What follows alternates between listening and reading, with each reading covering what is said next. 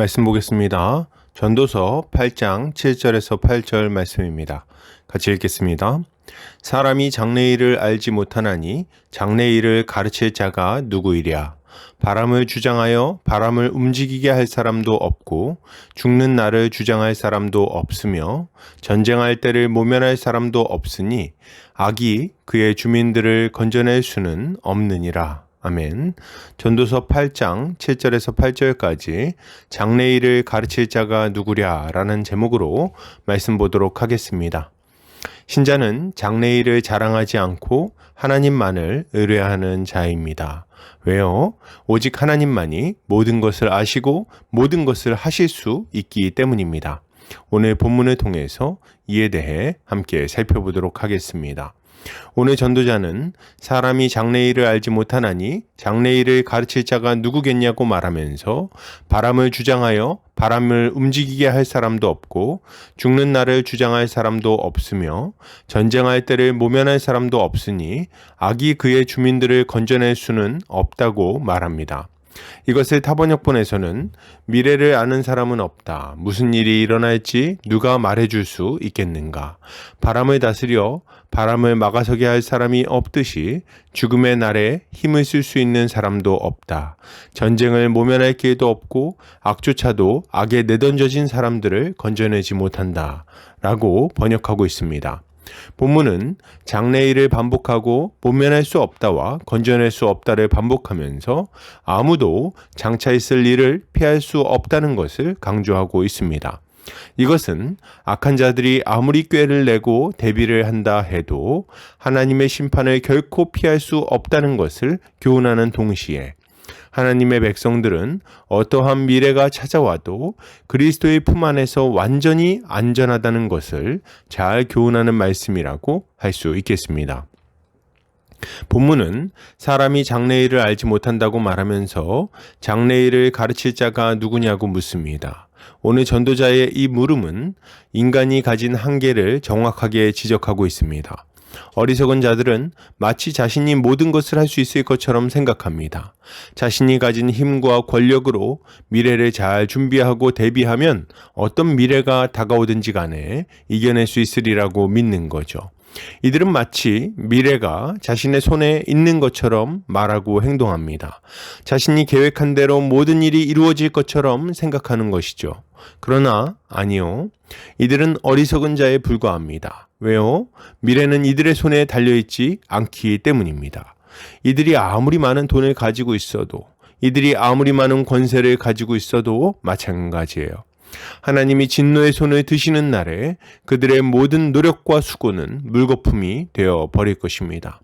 성경을 보면 자신의 힘을 과신하며 교만하게 자랑하는 자들의 모습이 등장합니다.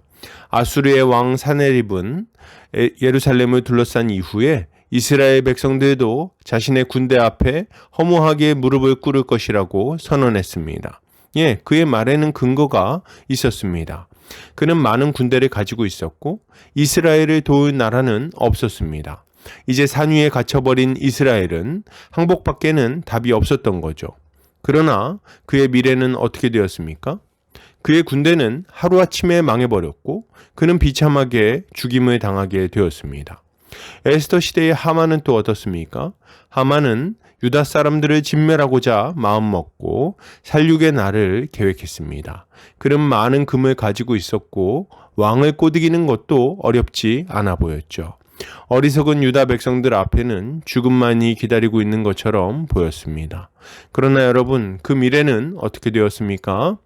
그가 정한 날이 오기 전에 그와 그의 가족들 그리고 유다의 대적들이 완전히 망해버리지 않았습니까? 하나님이 그의 계획을 완전히 틀어버리신 것입니다. 여러분, 누가 장래일을 자랑하겠습니까?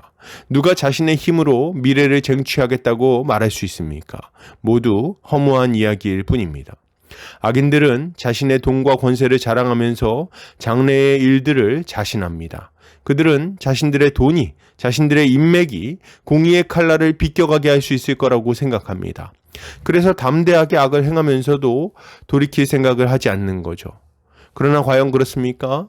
바람을 막을 수 있는 사람이 없고 죽는 날을 막을 수 있는 사람이 없는 것처럼 하나님의 칼날을 피할 자도 없습니다. 하나님의 진노가 그들을 향해 있는데 누가 그것을 피할 수 있겠습니까? 죽음의 천사가 방문하는 날에 그가 준비한 것들이 그의 방패가 될 수 있겠습니까?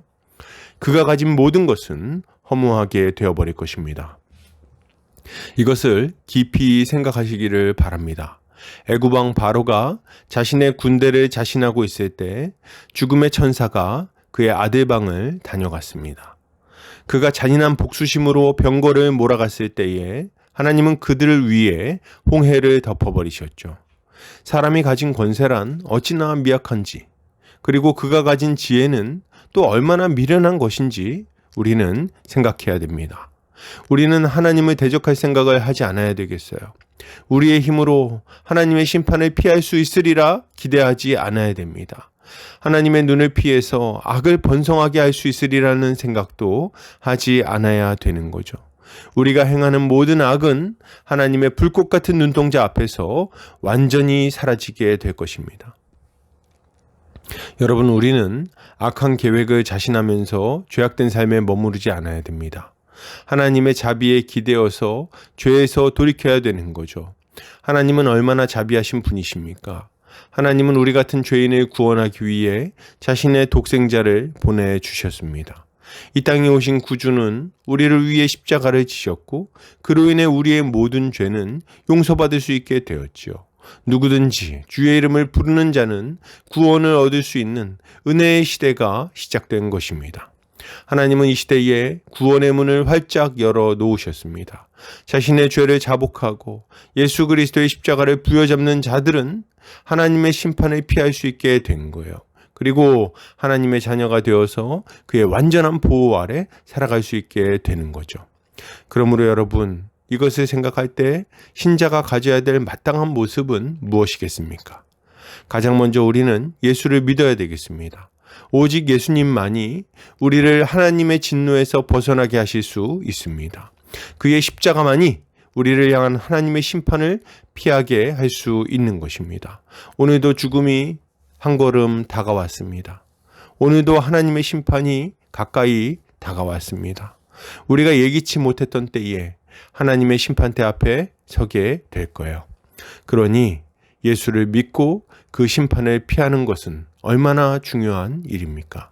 우리는 어리석은 자처럼 나의 건강이나 안전을 자랑할 것이 아니라 겸손한 마음으로 주님의 은혜를 구해야 하는 거죠. 또한 이미 예수를 믿었다면 그러면 이제 어떻게 해야 될까요? 우리는 미래를 주관하시는 하나님을 믿고 신뢰하며 그의 뜻대로 행해야 하겠습니다. 지금 당장 어리석어 보이는 길이라 해도 주님의 뒤를 따라야 됩니다. 내일이 보이지 않는 것처럼 보여도 주님을 따르는 것이 안전한 길입니다. 악인들은 자신들이 가진 것을 자랑하며 그 뒤를 따라오라고 권하지만 실상 그들은 내일을 모르는 자들 아닙니까? 그들을 따르는 것은 유익하지도 않고 안전하지도 않습니다. 영원하신 하나님의 말씀에 순종하는 것만이 우리에게 참된 유익과 안전을 약속할 수 있는 거죠. 또한 우리는 환난이 찾아올 때 우리의 피난처 되시는 예수 그리스도께로 피해야 되겠습니다. 바람이 불고 홍수가 나고 전쟁이 터져도 우리 주님께로 피하면 우리는 안전할 수 있습니다. 주님이 우리의 불성곽이 되어주셔서 우리를 지켜주실 것이기 때문이죠. 오직 주님만이 우리의 영원한 피난처가 되시는 것입니다. 결론을 드립니다. 여러분, 예수를 믿읍시다. 장래일을 자랑하지 말고 영원하신 주님 품에 안깁시다. 이렇게 할 때 우리는 참으로 안전하고 복된 인생을 살 수 있을 것입니다. 오늘도 주님의 지혜로 승리하는 성도님들 되시기를 주의 이름으로 축복합니다.